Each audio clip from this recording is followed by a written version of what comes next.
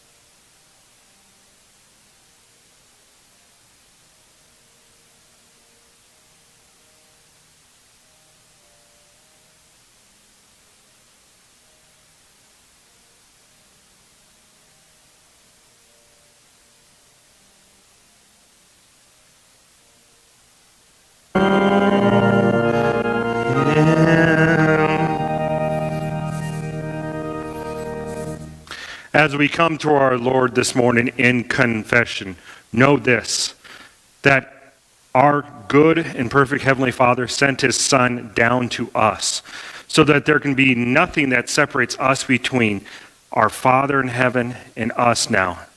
And so we now are lifted up in our confession. Let us go now. Oh, gracious Heavenly Father, we thank you that you've given everything to us. But Lord, often, like little immature kids, let's just say it, often we are brats. Lord, we sometimes complain about what we have been given, and oftentimes we are unthankful. And Lord, oftentimes we want what we don't need. And Lord, also, you tell us how to live good lives, the best lives for us. Yet often, we just say no, we don't want to do that. So now, Lord, we go to you, confessing what is on our hearts and minds, turning to you with our sins.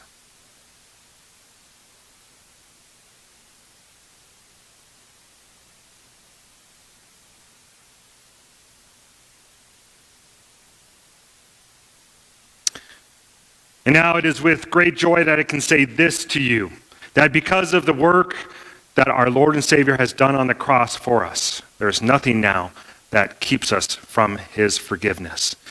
Because of his body and blood broken and shed for you, you are forgiven. In the name of the Father, and the Son, and of the Holy Spirit.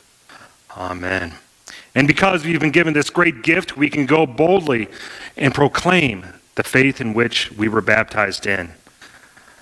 I believe in God the Father Almighty, maker of heaven and earth, and in Jesus Christ, his only Son, our Lord, who was conceived by the Holy Spirit, Holy Virgin Mary, suffered under Pontius Pilate, was crucified, died, and was buried. He descended into hell. The third day he rose again from the dead, and he ascended into heaven, and sits at the right hand of God the Father Almighty. And he will come to judge the living and the dead. I believe in the Holy Spirit, the holy Christian church, the communion of saints, the forgiveness of sins, the resurrection of the body, and life everlasting. Amen. And now on the night when our Lord and Savior was betrayed, he took bread, broke it, and gave it to his disciples, saying, "Take, eat. This is my body broken for you. Do this in remembrance of me." And in the same way also he took the cup, and after he had given thanks for it, he gave it to him, saying, "Drink of it, all of you. This is the blood of the new covenant, shed for you for the forgiveness of all of your sins. Do this also in remembrance of me." Our Lord and Savior has made his body and blood in the bread and in the wine given for us so that we can not only find forgiveness but also eternal life. Now, take, eat, and drink, knowing that you have been forgiven.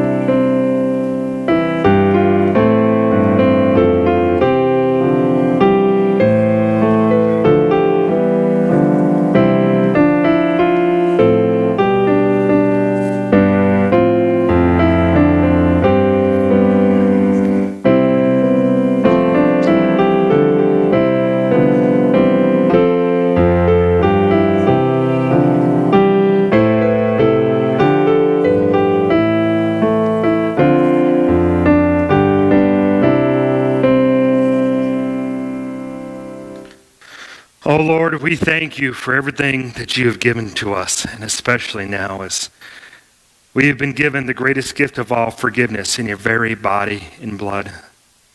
Lord, lift up our hearts and our voices and give thanks. Thanks to a good and gracious Heavenly Father, who not only gives us our daily bread, but everything, including life itself. And Lord, this morning we bring to you the prayers that are on our hearts and minds. And Lord, especially we thank you that as our good and perfect Heavenly Father, Lord, you give us not only the bread and the transportation and our homes and everything, but you give us our very bodies, our families, and our communities. Lord, help us to boldly proclaim your work wherever we go, to proclaim your peace that you bring to us, your righteousness that comes to us through what you have done for us, in us, and through us. Lord, we pray that we may work for justice, just as you have brought righteousness into this world once again. Lord, and especially give us courage and the strength to stand up for the unborn, the innocent, and the elderly. Lord, we also pray that you work your healing hands, not only physically over those who are in need of physical healing, but also in our communities that are so broken by division, and unite them, Lord, in your precious name. Lord, we pray for those who are working to defend us and to protect us, Lord, whether it's far away in places we will probably never go, or whether it's so near in our communities. Lord, we pray not only that they are brought safely back home to their families, but also, Lord, help them to do your will. Lord, we also pray for those who are in need of work. Lord, find them a job. We know that you can do amazing things. And Lord, we pray for all those who are working hard in the fields, protect them and bring a bountiful harvest. But Lord, we also know that we live in a broken world where death is often so near. And Lord, this morning we pray for the family of Alex, nephew of Joel and Suzanne Eberhardt. Lord, be with them as they grieve the loss of him in the past couple weeks. And Lord, we pray that we always remember that our grief, even though it seems like it lasts a long time, is temporary through faith in you. That through your resurrection, through the faith that we have in you, Lord, we will see our loved ones again who share in that faith. And Lord, we thank you for all these things. And Lord, especially we thank you that when words fail us, Lord, you give us the very words to pray. So now we pray, Our Father, who art in heaven, hallowed be thy name. Thy kingdom come, thy will be done, on earth as it is in heaven. Give us this day our daily bread, and forgive us our trespasses, as we forgive those who trespass against us. And lead us not into temptation, but deliver us from evil. For thine is the kingdom, and the power, and the glory, forever and ever. Amen. And now please remain standing for just a few more moments as I read to you from Luke chapter 12, on which our sermon is based. And if this sounds familiar to you, yes, you're right. We heard this same passage from Jesus from Matthew a couple weeks ago. But just listen closely to the words that he tells us this morning. Then Jesus said to his disciples, Therefore I tell you, do not worry about your life, what you will eat, or about your body, what you will wear. For life is more than food, and the body more than clothes. Consider the ravens. They do not sow or reap. They have no storeroom or barn, yet God feeds them. How much more valuable you are than birds. Who of you by worrying can add a single hour to your life? Since you cannot do this very little thing, why do you worry about the rest? Consider how the wildflowers grow. They do not labor or spin. Yet I tell you, not even Solomon in all his splendor was dressed like one of these. That is how God clothes the grass of the field, which is here today and tomorrow is thrown into the fire. How much more will he clothe you, you of little faith? And do not set your heart on what you will eat or drink. Do not worry about it. For the pagan world runs after all such things, and your Father knows that you need them. But seek his kingdom, and these things will be given to you as well. Do not be afraid, little flock, for your Father has been pleased to give you the kingdom. Sell your possessions and give to the poor. Provide purses for yourselves that will not wear out, a treasure in heaven that will never fail, where no thief comes near and no moth destroys. For where your treasure is, there your heart will be also. Will you please join with me in a quick word of prayer? Lord, we thank you. We thank you that you have given us everything. And Lord, as we hear these words, Lord, let them go into our heart and our mind so that we know that you've got this. Now we pray this all in Jesus' name. Amen. Please be seated.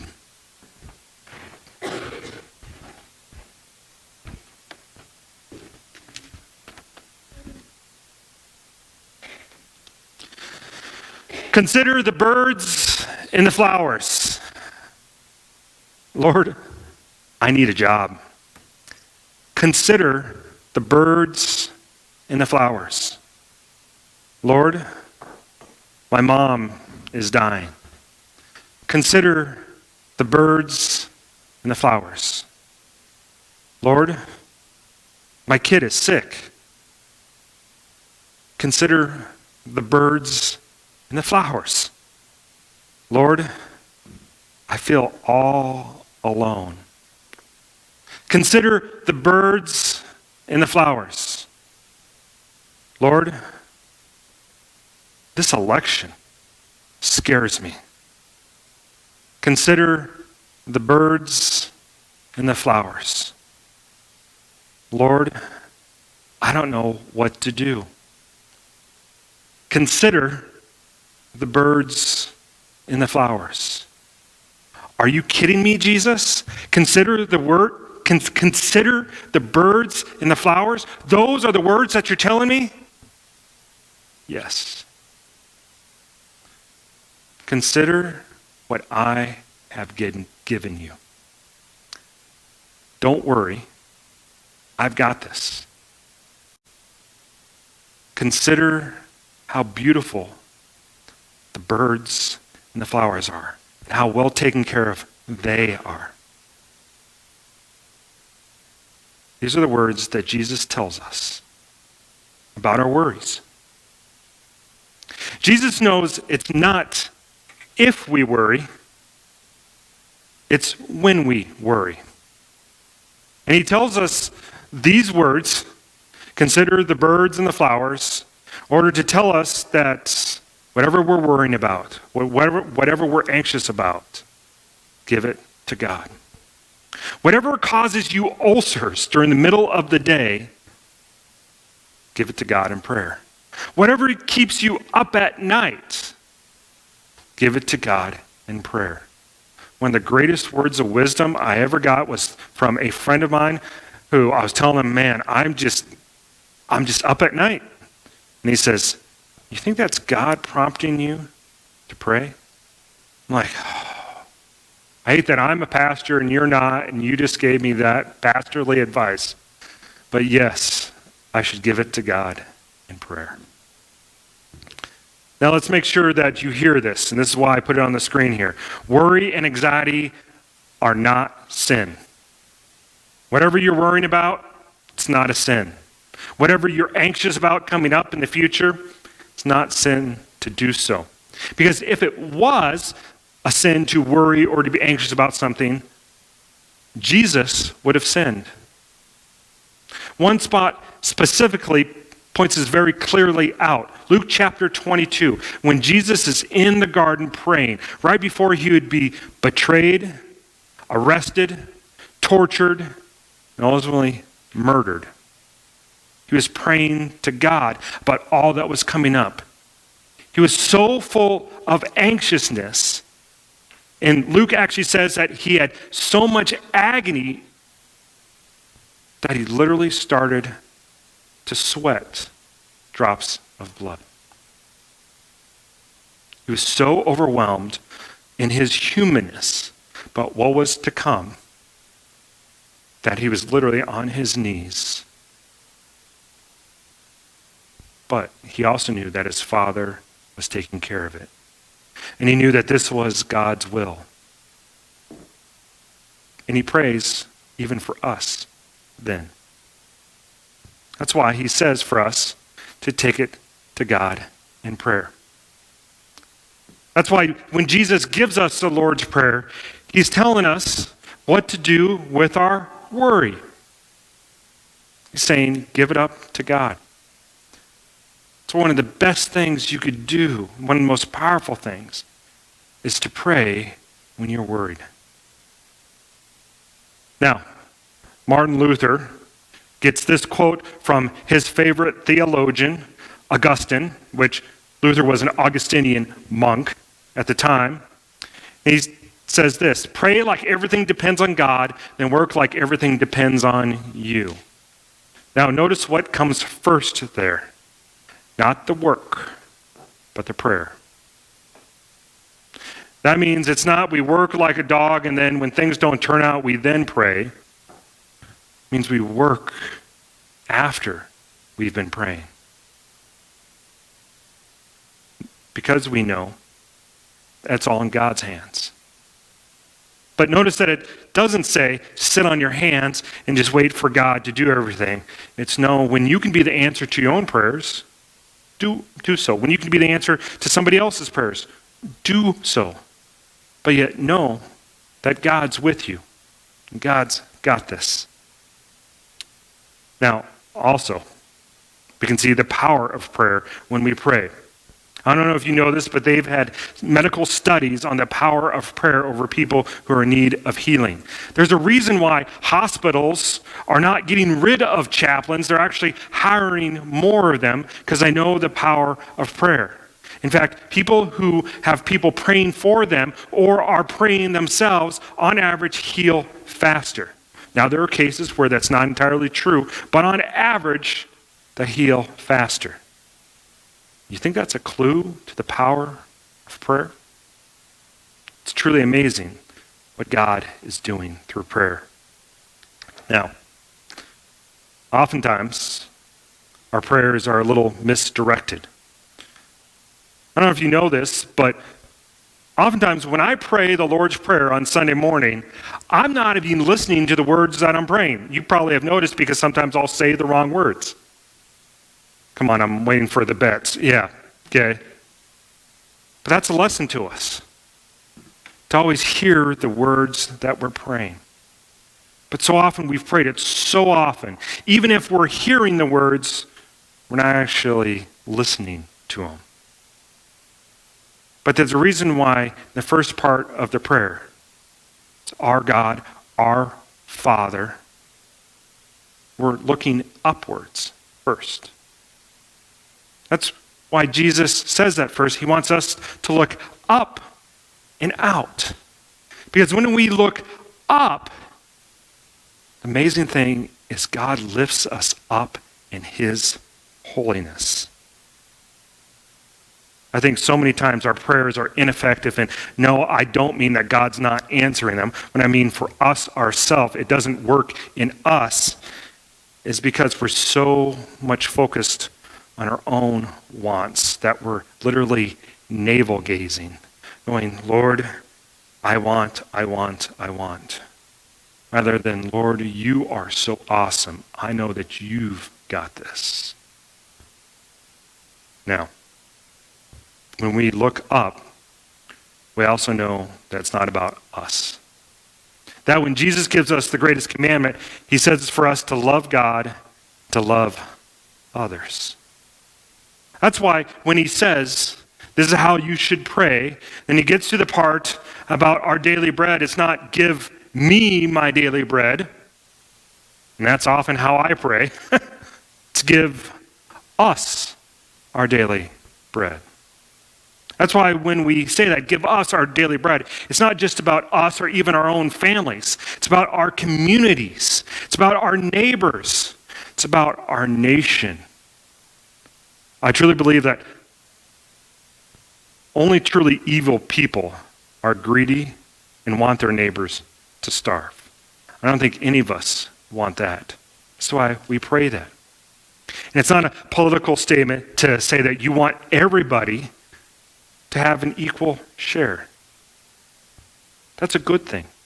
We want our neighbors to be fed, to have their needs met. That's looking out after them. Sometimes we can be the answer to that prayer. This is why Jesus, again, guides us to pray for us rather than my. Because it's praying in the name of our Lord takes care of all of us rather than just me, so that we can be unified and enjoy his kingdom together as a we. Now, this means as we pray, as we are focusing on others, we are following in the same path of Jesus. That's what it means to be a disciple. It doesn't just mean that you're a student of Jesus. Yes, you are learning about Jesus more and more, but it's so that we can become more like him every day, so that we can walk like him, act like him. No, we're not going to become him, but we want to do exactly as he has done in loving others first. This is what it means to become more like Jesus. You are a disciple. Now, even non-Christians would have meant that if you look at Jesus' work, he was not focused on himself. He came and gave himself for us. Now, there are a few times when he does pray for himself, but it's so that he could not lose any of those who the Father has given to him, or that he can be strengthened so that he can endure for others. That's what it means to pray like Jesus, to pray for others. Now, if you're like me, though, I do pray for others, but so often, guess who gets prayed for first? Me. And so many times, I feel selfish about that. Now, that doesn't stop me from doing it, but then over and over, I feel guilty for it. I feel like, why is God going to listen to my prayer when all I'm focused on is me? I'm not worthy to have my prayers answered. That's why we're to look upwards in our prayer. That's why we focus on God and his nature. This is why when we realize that in God we have everything, we have all that we need. Augustine again says this: we should not pray for all that we want until we realize that in God we have all that we need. When you focus on his greatness, that's why it's not just in the Lord's Prayer, but also in the commandments. The first commandment is focusing on our God in heaven. Then we can live it out. Same way with the Lord's Prayer. When we pray up to God first, then we see that he gives us all that we need. This is why we can pray in confidence, even if we don't think that we're worthy enough, even if we think we're like bratty little kids, always asking for candy, when God says, maybe you need some fruits and vegetables here. Maybe, Mr. Finney, you need to stop eating all that pork steak and have some vegetables right now. Your wife tells you this all the time. Maybe you should stop praying for what you want and what you need. That's why we can pray in confidence when Jesus says, ask and you shall receive, because we know that God's grace and his mercy will temper it. His wisdom will give us that. So even if we ask for the wrong thing, he'll give us what we need. That's why we have Jesus. We don't pray to a God who's looking to punish us or we think will punish us. We know that our Lord forgives us. We know that our Lord has sacrificed for us. His great love covers all of our misdirected, misguided prayers. Thank you for Jesus. That's why we're glad that he gives us the Lord's Prayer. Because in it he shows us that God is with us, that he's a good and perfect Heavenly Father. And as we pray up to him, the Spirit is already with us, guiding us, and we're having a conversation there in which he is changing us. In fact, he's still blessing us, even if we're praying for seat warmers for a cold winter, knowing that, well, I don't necessarily need those, but man, it makes a nicer drive in the morning. He knows exactly what we need. This is why finally I want you to hear these words. Yes, there will be times when you don't get your daily bread.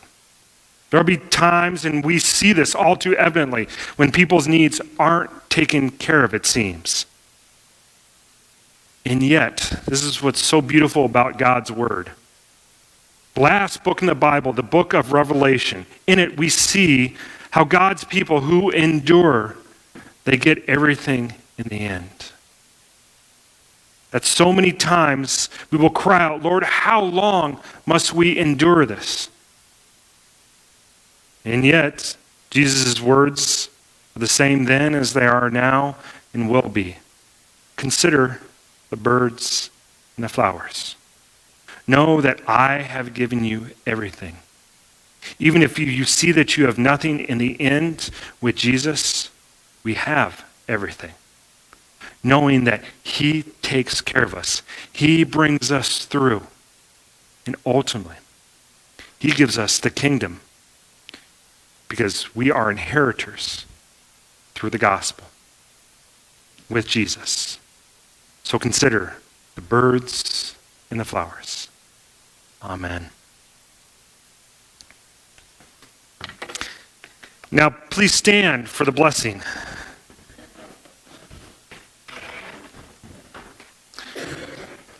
This is the blessing that God's people have been given throughout the thousands of years, knowing that God is taking care of them. The Lord bless you and keep you. The Lord lift up his face upon you. The Lord have his face shine upon you and give you his peace. Amen.